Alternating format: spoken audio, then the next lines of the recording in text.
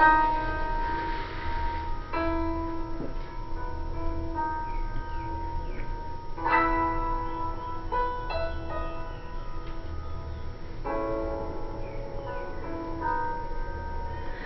noite chegou e eu estou a clamar. O medo chegou e eu estou a chorar.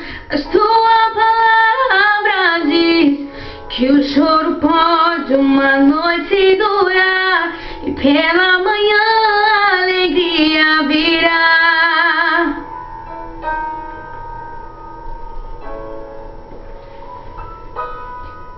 Mas, Senhor, a noite é longa e demora a passar, e os meus inimigos estão a zombar de mim.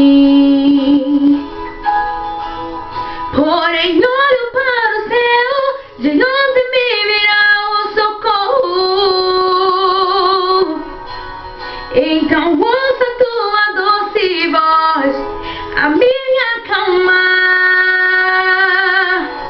Eu estou contigo, não te deixarei. Durante a noite tua voz ouvirei. Passo a noite contigo pra te guardar, e pela manhã minha promessa em tua vida se cumprirá.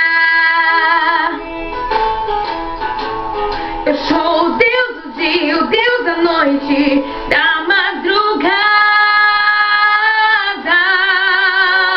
Eu sou o teu abrigo, estou contigo